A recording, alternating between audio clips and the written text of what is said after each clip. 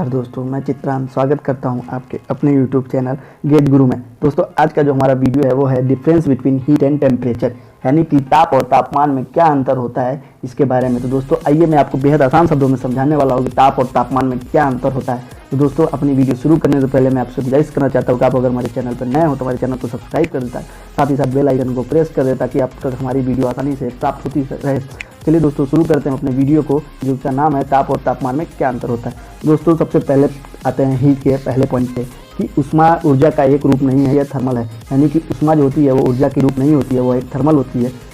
जबकि टेम्परेचर पे आते हैं पहले पॉइंट पे, तो लिखा है कि तापमान एक ऊर्जा नहीं है, यह एक भौतिक शरीर की थर्मल स्थिति है, यह एक माप है। यानी कि जो टेम्परेचर होता है वह एक मेजरमेंट यानी कि माप होता है जो किसी भी फिजिकल स्टैंडर्ड या फिजिकल पोजीशन को दर्शाता है। तो दोस्तों, आते हैं हीट में। हीट के दूसरे पे आते हैं, उसमें लिखा है कि हीट एनर्जी यानी कि हीट ऊर्जा तापमान ऊर्जा के पीछे का एक कारण होती है। मतलब कि हीट एनर्जी जो टेम्परेचर एनर्जी के पीछे का कारण होती है। और टेम्परेचर के दूसरे पर लिखा है कि इसमें टेम्परेचर बदलाव यानी कि टेम्परेचर वेरिएशन, तापमान में बदलाव गर्मी के लाभ या हानि का परिमाण हो सकती है।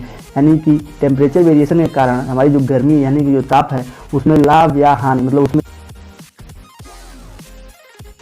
टेम्परेचर बढ़ेगा या घटेगा, जिसके कारण हमारा लाभ होगा या फिर हानि होगा टेम्परेचर में। उसके बाद से हीट के थर्ड पॉइंट पे आते हैं, उसमें लिखा है कि ऊष्मा विनिमय यानी कि एक्सचेंजेबल, विनिमय को इंग्लिश में एक्सचेंजेबल बोलते हैं। तो इसके बाद समझते हैं कि ऊष्मा जो होता है वो एक्सचेंजेबल है, वह एक शरीर से दूसरे शरीर में प्रभावित होती है। मतलब कि एक शरीर यानी एक शरीर मतलब एक वस्तु से दूसरे वस्तु में यह प्रभावित होती है ऊष्मा। उसके बाद से टेम्परेचर में आते हैं, तो यहाँ पे क्या लिखा है कि टेम्परेचर एक्सचेंजेबल नहीं है, यानी कि टेम्परेचर विनिमय नहीं है, यह केवल गर्मी का आदान प्रदान करता है। यानी कि यह सिर्फ अपने अंदर के जो तापमान है यानी ताप है उसको आदान प्रदान करता है। उसके बाद चौथे पॉइंट पे आते हैं कि किसी विशेष शरीर में मौजूद ऊष्मा की कुल मात्रा को मापा नहीं जा सकता है, इसे केवल प्रवाह या विनिमय के दौरान मापा जाता है।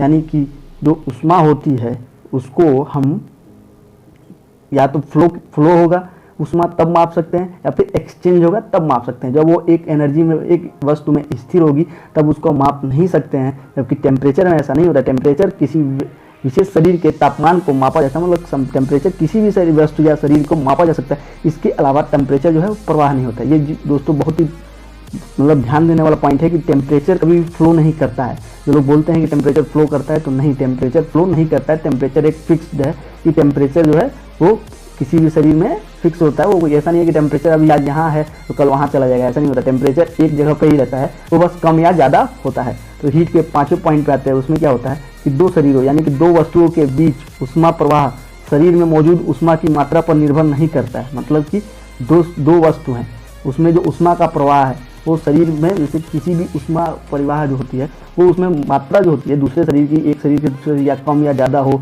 किसी में कम हो किसी में ज़्यादा, उस पर निर्भर नहीं करता है।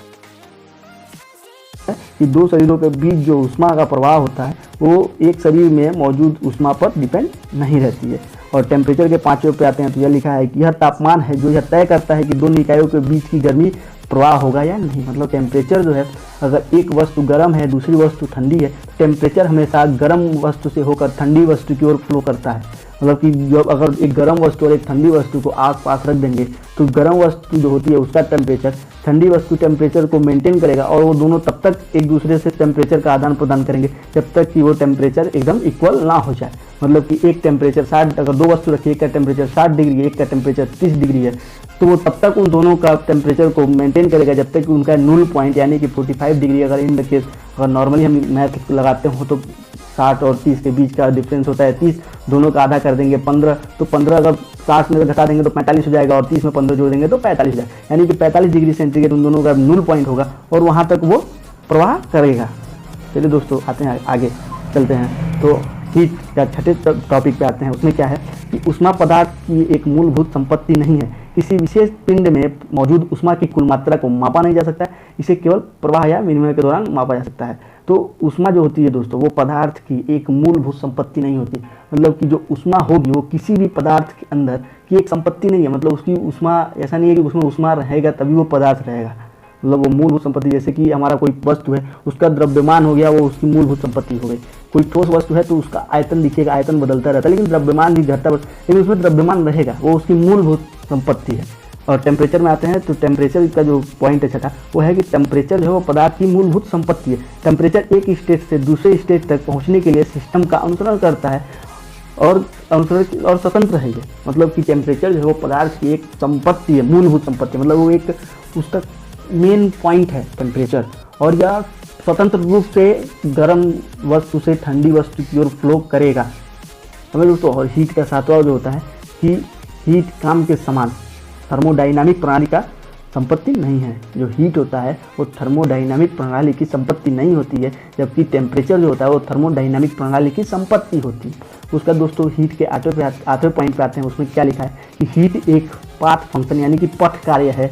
मतलब एक पथ में जो एक कार्य होता है उसको वो कार्य है। जैसे एक पथ हम बना दिए, एक लाइन खींच दिए, वो एक पथ बन गया, वो कार्य को हम हीट बोलेंगे।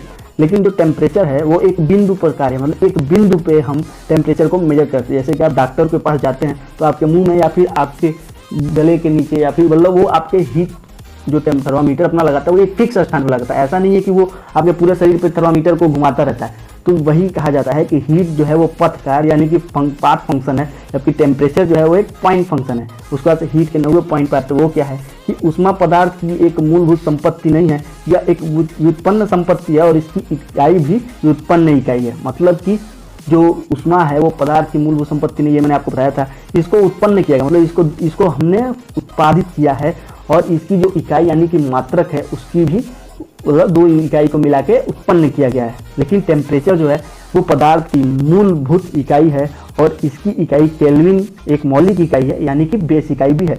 जो इसका केल्विन जो होता है वो बेस इकाई होता है। जैसे एसआई मात्रक जो होता है टेम्परेचर का वो केल्विन ही होता है। उसका से हीट के 10वें नंबर पे आते हैं। उसमें क्या लिखा है कि हीट काम के समान थर्मोडायनामिक प्रणाली की संपत्ति नहीं है, यह एक प्रवाह संपत्ति है। मतलब कि यह थर्मोडायनामिक की संपत्ति नहीं है तो आपको पता है, लेकिन यह एक प्रवाह संपत्ति है। प्रवाह संपत्ति मतलब कि फ्लो, अगर ये फ्लो करेगा तभी हीट होगा। मतलब हीट का काम क्या है, हीट जो है वो फिक्स्ड स्थान पर नहीं मापते, या तो वो फ्लो करे या फिर एक्सचेंज करे। मतलब 2 वस्तु है उसमें हीट का या तो आदान प्रदान हो या फिर वो एक दूसरे से फ्लो करे, एक तरफ से दूसरी तरफ फ्लो करे। तो उसके बाद से टेम्परेचर में आते हैं, जिसमें क्या है कि तापमान जो है वो थर्मोडायनामिक प्रणाली की एक संपत्ति है और तापमान एक बिंदु कार्य है। मतलब मैंने आपको बताया था कि यह एक बिंदु पर कार्य करता है। समझे दोस्तों, यह एक बिंदु पर कार्य करता है, यानी कि पॉइंट फंक्शन होता है जो तापमान होता है। एक पॉइंट पर कैसे मापते हैं वो मैंने आपको बताया। उसका दोस्तों आगे आते हैं 11वें नंबर पे। तो लिखा है कि हीट कैपेसिटी और विशिष्ट हीट कैपेसिटी हालांकि थर्मोडायनामिक सिस्टम के गुण है। मतलब कि जो थर्मोडायनामिक सिस्टम का एक जो गुण होता है वो है हीट कैपेसिटी और विशिष्ट हीट कैपेसिटी। लेकिन टेम्परेचर जो है, टेम्परेचर हर थर्मोडायनामिक स्टेट में तापमान का एक निश्चित मूल्य होना जरूरी नहीं।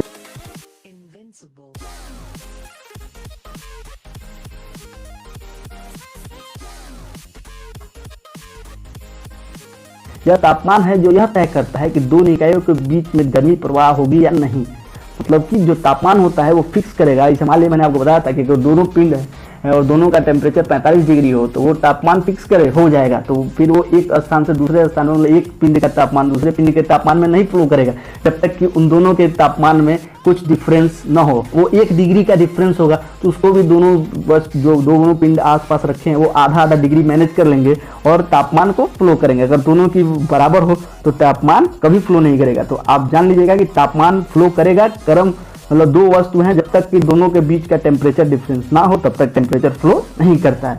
उसके बाद से हीट के 12वें पे आते हैं कि ऊष्मा का मापन की जो इकाई होती है वो एसआई में जूल होती है, सीजीएस प्रणाली में कैलोरी होती है, एमकेएस प्रणाली में किलो कैलोरी होती है। और जो टेम्परेचर के हमारे जो मात्रक होते हैं वो होता है कि थर्मामीटर द्वारा किसी पिंड का तापमान मापा जाता है। आप जानती हैं थर्मामीटर बहुत प्रकार के टेम्परेचर मीटर है। मैं आपको इंस्ट्रूमेंट में जब टेम्परेचर के बारे में बताऊंगा तो आपको टेम्परेचर मेजरमेंट बताऊंगा तो मैं आपको ये बताऊंगा कि टेम्परेचर किस किस तरह से मापा जाता है, कौन कौन से इंस्ट्रूमेंट बने, क्योंकि there are many types of instrument to measuring the temperature. मतलब कि टेबल टाइप है, कोई इलेक्ट्रिक टाइप है, कोई डायरेक्ट मापता है, कोई मरकरी से मान लीजिए पारा जो हम डॉक्टर पर देखते हैं वो HG यानी कि मरकरी होता है, उसको बोलते हैं ग्लास फील्ड थर्मोमीटर। कुछ मेटालिक फिल्म फील्ड थर्मोमीटर आते हैं, कुछ पायरोमीटर, ITD, थर्मोकपल, बहुत सारे इंस्ट्रूमेंट हैं। मैं आपको जब टेम्परेचर मेजरमेंट वीडियो बनाऊंगा तो उसमें बताऊंगा। आइए दोस्तों चलते हैं हीट के 13 पर। कि ताप जो है वो तापीय ऊर्जा से संबंधित रखता है, लेकिन जो टेम्परेचर है वो तापमान होता है वो मॉलिक्यूल काइनेटिक एनर्जी यानी कि अणुओं के गतिज ऊर्जा पर अधिक संबंधित रहता है। जैसे कि कोई अणु है जब वो जब वो गति करेगा तो उसके अंदर एक एनर्जी जनरेट होगी, यानी कि हीट जनरेट होगी। जैसा कि हीट के 14वें पॉइंट पाते उसमें क्या लिखा है कि ऊष्मा ऊर्जा का वह रूप है जो विभिन्न तापमानों पर दो पदार्थों के बीच स्थानांतरण होती है। मतलब कि जो ऊर्जा का रूप ऐसा, हीट जो है वो ऊर्जा का ऐसा रूप है जो विभिन्न तापमानों पर दो पदार्थों के बीच स्थानांतरण होती है। और टेम्परेचर जो होता है वह एक निश्चित पैमाने पर मापी गई गर्माहट या ठंडक की डिग्री। मतलब कि या तो वो कोल्डनेस, जैसे कोई रॉड है वो अभी मैंने मापा तो उसका 40 डिग्री टेम्परेचर बता रहा है, कुछ देर बाद वो 30 डिग्री टेम्परेचर बताएगा, कुछ देर बाद वो 20 डिग्री टेम्परेचर बताएगा। तो वही है कि वो एक निश्चित पैमाने पर, एक पैमाना जो हमारा फिक्स है वही माप रहा है कि वो 40 डिग्री है कि वो 30 डिग्री। उसके बाद से 15वें पॉइंट पाते हैं हीट में। तो ऊष्मा जो है वो ऊर्जा कणों की गति, कणों के संख्या यानी कि आकार और द्रव्यमान या किसी वस्तु के कणों के प्रकार पर भी निर्भर करती है। जो ऊष्मा होती है ऊर्जा की कणों की गति, मतलब कण कैसे गति करते हैं, उनकी संख्या कितनी है, उनका आकार कैसा है, उनका द्रव्यमान कैसा है, उनका प्रकार कैसा है, इन सब पे जो निर्भर करता है वो क्या है, ऊष्मा यानी कि हीट। हीट दोस्तों याद रखिएगा कि हीट जो है वो कणों पर पूरी तरह से डिपेंड होता है कि कण किस प्रकार के हैं, उनकी गति कैसी है, उनका द्रव्यमान कैसा है, उनका प्रकार कैसा है। लेकिन जो हमारा टेम्परेचर है वो किसी चीज़ पर डिपेंड नहीं कर सकता। आप पानी का भी टेम्परेचर माप सकते हैं, आप पारे का भी टेम्परेचर माप सकते हैं, आप लोहे का भी टेम्परेचर माप सकते हैं, आप अपने शरीर का भी टेम्परेचर माप सकते हैं, आप अपने आसपास के वातावरण का भी टेम्परेचर माप सकते हैं, आप तेल का भी टेम्परेचर माप सकते हैं, आप एल्युमिनियम का भी टेम्परेचर मतलब आपको जिस चीज़ का टेम्परेचर मापना हो आप माप सकते हैं। लेकिन जब ऊष्मा में आएंगे तो ऊष्मा लोहे में अलग ऊष्मा फ्लो होगा, कागज़ में अलग ऊष्मा फ्लो होगा, लकड़ी में अलग ऊष्मा फ्लो होगा। उसके बाद से आपका जो पानी है, पानी को गर्म करेंगे तो उसमें अलग ऊष्मा फ्लो होगी। तो ऊष्मा जो है इन्हीं सब चीज़ों पे डिपेंड करती है कि किस पदार्थ के कण प्रकार सब पे डिपेंड करेगी, लेकिन टेम्परेचर कभी डिपेंड नहीं करती है। तो दोस्तों ये हमारा वीडियो है, आपको ये वीडियो कैसा लगा आप कमेंट बॉक्स में जरूर बताइएगा। चलिए दोस्तों मिलते हैं अपनी अगली वीडियो में। अगर आप मेरे चैनल पर नए हों तो आप मेरे चैनल को सब्सक्राइब कर लें और साथ ही साथ बेल आइकन दबा दें ताकि मैं आपको अगली वीडियो आसानी से आप तक पहुंच सके। चलिए दोस्तों तब मिलते हैं। नमस्कार, जय हिंद। जहाँ भी रहें स्वस्थ रहें, मस्त रहें, व्यस्त रहें। नमस्कार दोस्तों।